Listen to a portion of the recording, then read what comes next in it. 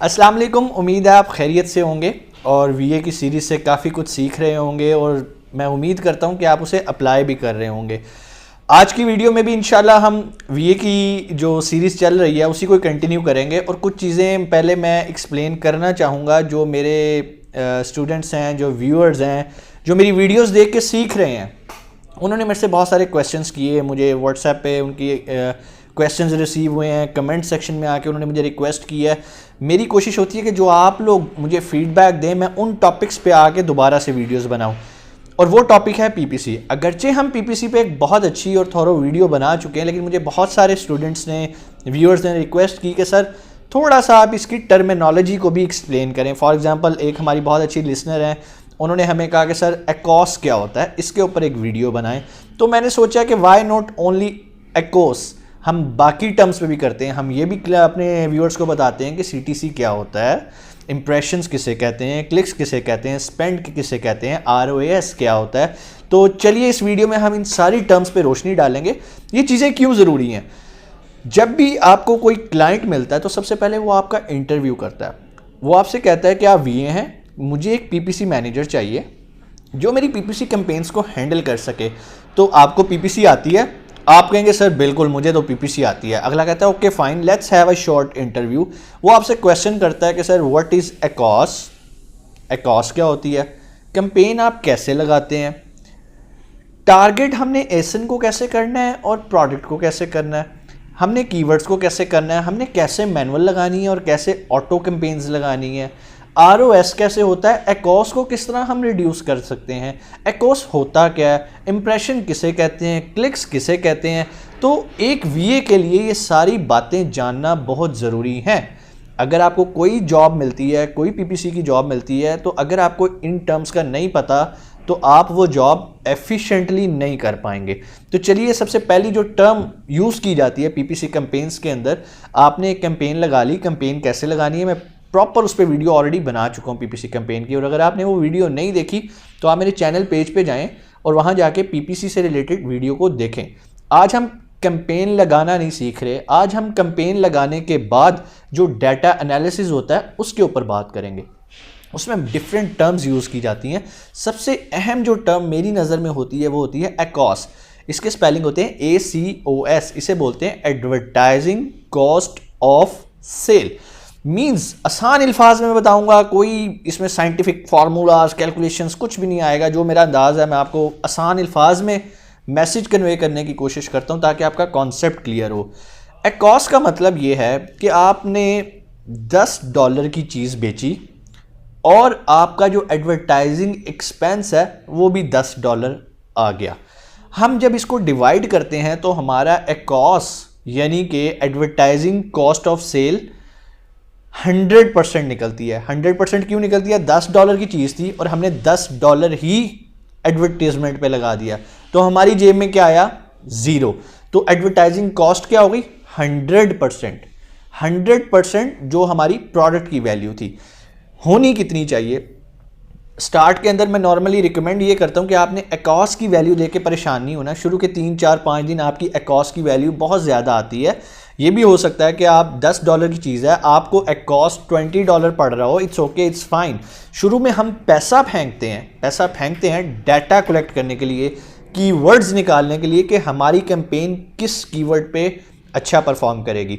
तो शुरू में हमें एकॉस की वैल्यू बहुत अच्छी नहीं मिलती, लेकिन अगर आपको एकॉस की वैल्यू 30% मिल रही है, या चलें आसान अल्फाज में कहते हैं आपकी $10 की प्रोडक्ट है और आपका प्रॉफिट $3 है $10 में से, और आपकी एकॉस की वैल्यू 30% आ रही है, मींस कि आपने अगर $10 की चीज़ बेची है तो आपने जो एडवर्टाइजिंग कॉस्ट पे किया है वो $3 थी। तो चलें मैं ये अज्यूम करता हूँ कि जो आपने प्रॉफिट कमाया वो आपने एडवर्टीजमेंट पे लगा लिया और आप ब्रेक इवन पे आ गए, आपने कुछ लॉस नहीं किया। तो हम यहाँ पे ये अज्यूम कर सकते हैं अगर एकॉस की परसेंटेज हमारे प्रॉफिट परसेंटेज के बराबर हो या कम हो तो फिर हम कामयाब हैं और हमने एक अच्छी कैंपेन लगाई है। मिसाल दे देता हूँ, $10 की चीज़ थी, $3 प्रॉफिट था, एडवर्टीजमेंट पे आपके $2 लगे एक प्रोडक्ट बेचने के लिए, फिर भी आपको $1 सेव हो गया, तो आपकी एकॉस आई 20%, जो कि एक बहुत अच्छी वैल्यू है। तो उम्मीद है कि एकॉस का कॉन्सेप्ट आपको समझ में आ गया होगा। एकॉस की ज़्यादा वैल्यूज़ देख के आपने बिल्कुल परेशान नहीं होना। परेशान क्यों नहीं होना? क्योंकि शुरू में हम डाटा जनरेट कर रहे होते हैं और बहुत सारे मेरे से स्टूडेंट्स ने ये भी सवाल किया कि सर हम कितनी देर तक हाई एकॉस को अफोर्ड कर सकते हैं। तो उसके लिए मैं आपको एक बड़ा आसान सा फार्मूला बता देता हूँ। जब भी आपने कोई कैंपेन लगानी है, कैंपेन ऑटोमेटिकली इमीडिएटली आपको रिप्लाई और डाटा नहीं देती। आपको कम से कम 3 दिन वेट करना है। आपने कोई कैंपेन लगाई, ऑटो कैंपेन लगा दी, 3 दिन वेट करें। 3 दिन बाद उस कैंपेन का रिजल्ट आना शुरू होएगा और डाटा सामने आना शुरू होगा। अब उस डाटा को आपने एनालिसिस करना है कि क्या इस डाटे से मुझे कुछ मिला भी है, कुछ कीवर्ड्स निकले हैं, किस कीवर्ड पे ट्रैफिक आई है, किस कीवर्ड पे इंप्रेशन ज़्यादा थे, किस कीवर्ड पे CTC था, CTR जिसका बेहतर है, कौन सा जो है ना हमारा किस पे हमारे जो है ना क्लिक थ्रू रेट बेहतर है, CTR बोलते हैं उसको। तो ये सारा डाटा हमारे सामने आना शुरू होएगा। उसके बाद क्या होगा, हम उन कीवर्ड्स को फिल्टर आउट करेंगे। जिसको नई सेल हुई होगी हम उसको सेकंड प्रेफरेंस में ले जाएंगे।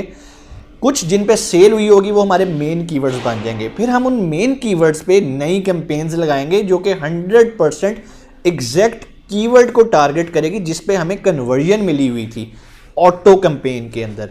दोबारा एक्सप्लेन कर देता हूँ। आपने ऑटो कैंपेन लगाई, आपका एकॉस 300% चला गया, डजेंट मैटर। लेकिन 3 से 4 दिन के बाद जब आपने डाटा एक्सपोर्ट किया, जो कि एक्सेल की फाइल में एक्सपोर्ट होता है कैंपेन से, आपने उसमें से देखना है कि ये 50 कीवर्ड्स पे अमेज़ॉन ने ऑटोमेटिकली मेरा ऐड शो किया। 50 में से 10 कीवर्ड्स पे सेल आई। उन 10 में से किस पे ज़्यादा आई, किस पे कम आई, वो एक अलग टॉपिक है। किन कीवर्ड्स पे सेल नहीं आई, सिर्फ इंप्रेशन आया, वहां से हमारे पास कीवर्ड्स निकल आए। अब वो जो 10 प्राइम कीवर्ड्स निकल आए ना, अब हम क्या करेंगे, उन 10 कीवर्ड्स को पकड़ेंगे, उस पर इंडिविजुअल अलग कैंपेन्स लगाना शुरू करेंगे। फिर उसको भी 3 से 4 दिन देंगे। चौथे दिन हमें उन 8 कैंपेन्स में से महसूस होगा कि यार ये कीवर्ड्स भी इतने इफेक्टिव नहीं है, हमें इससे आगे ये जो कीवर्ड्स निकले हैं, इन 10 में से जो 3 निकले हैं ये बेस्ट हैं। आपने अब उन 3 कीवर्ड्स की जो कैंपेन लगाई होगी उसको ट्यून इन करना, बाकी 7 को बंद कर देना है। फिर भी आपको लगे कि यार इन 7 में भी कोई ऐसा कीवर्ड मौजूद है जिस पे मुझे मजीद काम करना चाहिए, तो आप उसको थोड़ा सा चांस और दे दो, 1 हफ्ता और देख लो, कोई बात नहीं।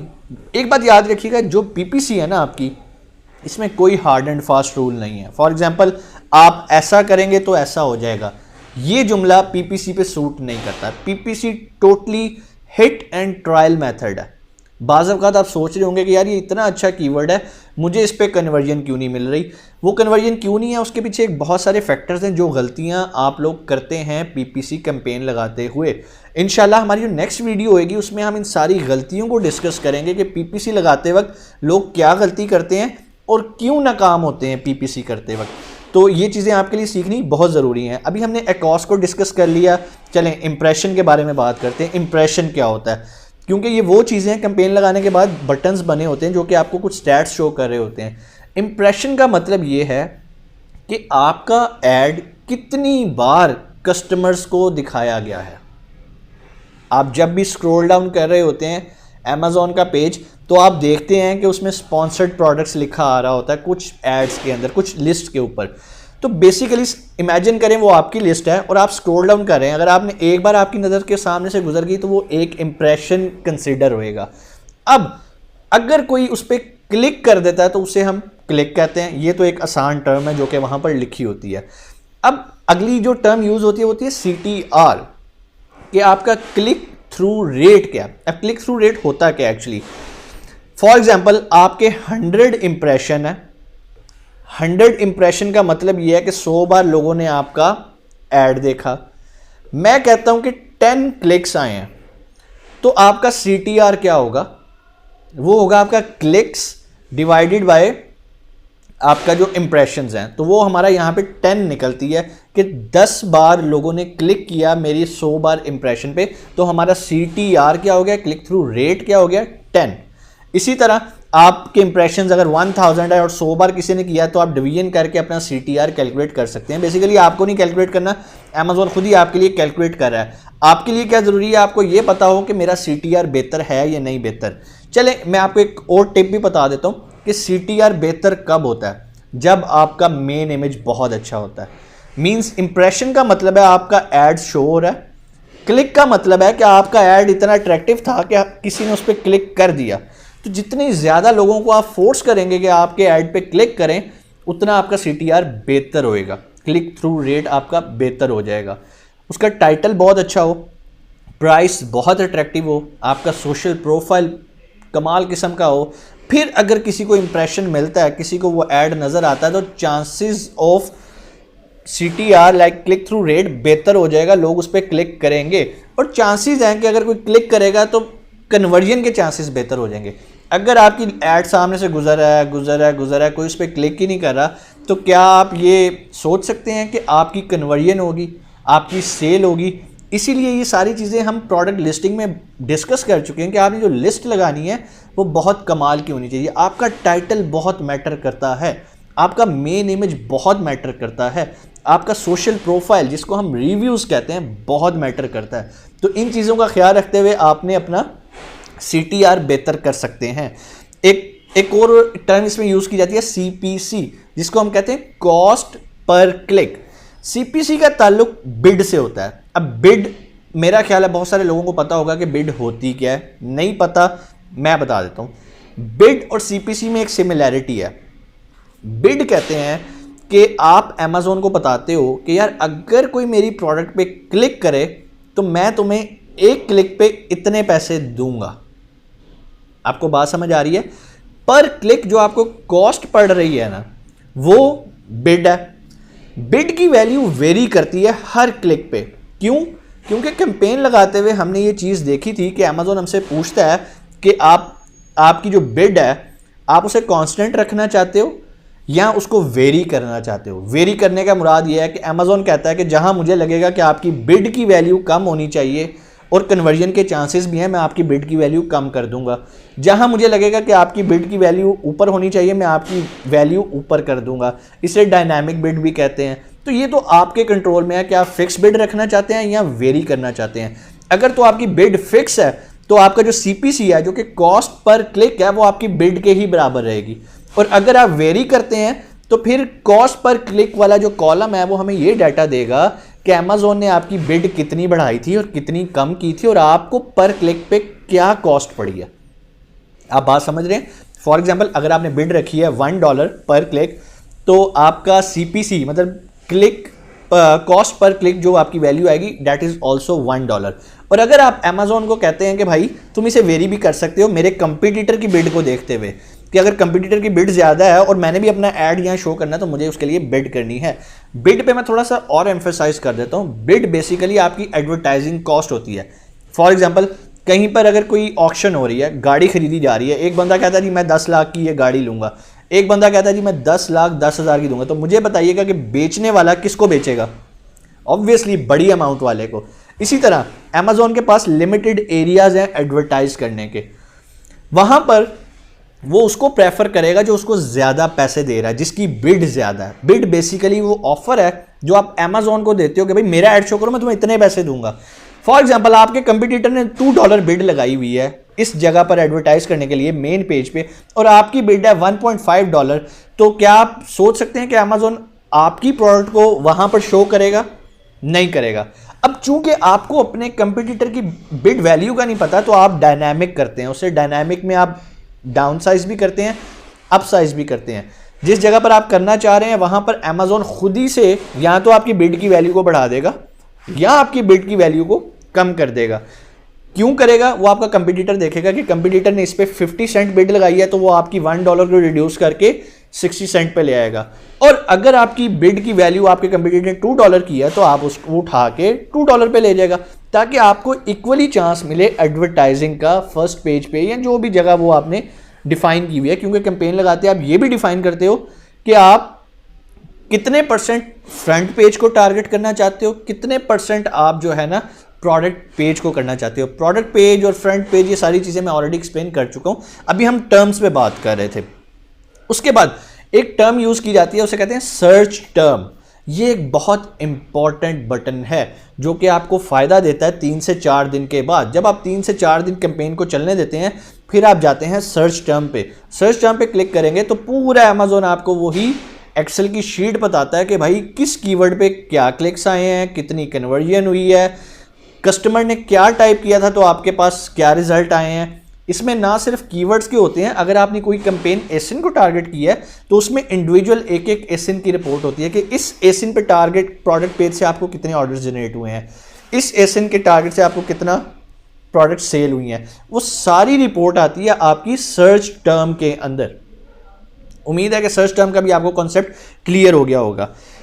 इंप्रेशन को हम डिस्कस कर चुके हैं, CTR को भी हमने डिस्कस कर लिया। उसके बाद एक इंपॉर्टेंट चीज़ आती है negative targeting. What is negative targeting?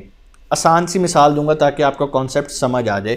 For example, आप एक चीज़ बेच रहे हैं, उसका नाम है हर्ब ग्राइंडर, ठीक है। अब क्लाइंट टाइप कर रहा है डिस्क ग्राइंडर। आप बेच रहे हैं हर्ब ग्राइंडर, क्लाइंट टाइप कर रहा है डिस्क ग्राइंडर। डिस्क ग्राइंडर की एप्लीकेशन डिफरेंट है। डिस्क ग्राइंडर मेटल को कट करने के लिए यूज़ हो रहा है या किसी हार्ड सरफेस को काटने के लिए यूज़ हो रहा है, जबकि जो हर्ब ग्राइंडर है वो चीज़ों को क्रश करने के लिए यूज़ हो रहा है, काटने के लिए नहीं यूज़ हो रहा। लेकिन दोनों का नाम, किसी का डिस्क ग्राइंडर है, किसी का हर्ब ग्राइंडर है। अब अगर आप टारगेट कर रहे हो ब्रॉडवे में, एग्जैक्ट को नहीं कर रहे, तो अमेज़ॉन क्या करेगा, हो सकता है वो डिस्क ग्राइंडर वाले को आपका हर्ब ग्राइंडर शो करना शुरू कर दे। अब जब वो शो करेगा, इंप्रेशंस बढ़ रहे हैं, लेकिन वो बंदा तो हर्ब ग्राइंडर खरीदने ही नहीं आया। मींस कि आपने रॉन्ग जगह पे एडवर्टाइज कर दी अपनी प्रोडक्ट को, तो वहाँ पे चांस ऑफ कन्वर्जन 0 है। आप क्या करते हो, आप नेगेटिव कीवर्ड का एक जो एरिया होता है वहाँ जाके वो कीवर्ड्स लिख देते हो जिस पे आप अपने ऐड को शो नहीं करवाना चाह रहे। फॉर एग्जाम्पल, अगर मैं हर्ब ग्राइंडर बेच रहा हूँ, मैं नहीं चाहूँगा कोई कटिंग ग्राइंडर वाला उसके ऊपर आए, कोई एल्यूमिनियम ग्राइंडर वाला उसके ऊपर आए, कोई डिस्क ग्राइंडर आए, कोई एल्यूमिनियम ग्राइंडर आए, ग्राइंडिंग डिस्क आए। कोई इस तरह के कीवर्ड्स हैं जो मैं वहाँ टाइप कर दूंगा। मींस कि अमेज़ॉन उन कीवर्ड्स पे मेरा ऐड शो नहीं करेगा। अब लोग पूछते हैं सर हमें कैसे पता चलेगा कि नेगेटिव कीवर्ड्स कैसे हैं? बड़ा आसान हल है। जो आपको ऑटोमेटिक, जो आपने ऑटो कैंपेन लगाई है उसमें से जो डाटा निकलेगा और जिन डाटा पे कन्वर्जन नहीं होएगी, आपने वो कीवर्ड्स उठा के अपने नेगेटिव कीवर्ड्स में डाल देने, ताकि नेक्स्ट टाइम उन पर अगर कोई क्लिक भी करे तो आपको वो कॉस्ट ना पड़े। अव्वल तो वो क्लिक करेगा नहीं, क्योंकि उन कीवर्ड्स पे उसको वो ऐड समझ नहीं आएगा। आपको बात समझ आ रही है? उम्मीद है ये सारी टर्म्स आपको समझ आई होंगी। कोई अगर इन टर्म से रिलेटेड अभी भी आपका कोई क्वेश्चन हो, बेसिकली ये आज की वीडियो बनाने का मकसद ये था। यूजुअली मुझे लगता था कि शायद ये बहुत कॉमन चीज़ें हैं जो कि मेरे स्टूडेंट्स खुद समझ जाएंगे, लेकिन स्टूडेंट्स ने कहा कि सर हमें PPC समझ आ गई, कैंपेन लगाने का पता चल गया, लेकिन हमने अब डाटे को कैसे एनालिसिस करना है। बहुत सारी टर्म्स हैं जो हम समझ नहीं पा रहे, जो हमारे क्लाइंट हमसे पूछते हैं, हम उन्हें जवाब नहीं दे पाते। उम्मीद है मैंने सबको कवर करने की कोशिश किया, स्पेशली जो मेन टर्म्स हैं। फिर भी अगर आपको लगता है कि सर मैं कोई टर्म मिस कर गया हूं, तो आप मुझे कमेंट सेक्शन में आके बताएं, इंशाल्लाह मैं उसको भी एक्सप्लेन कर दूंगा वहां पर। अपना बहुत सारा ख्याल रखिएगा। वीडियो अच्छी लगे तो दूसरों के साथ शेयर ज़रूर कीजिएगा। पाकिस्तान जिंदाबाद।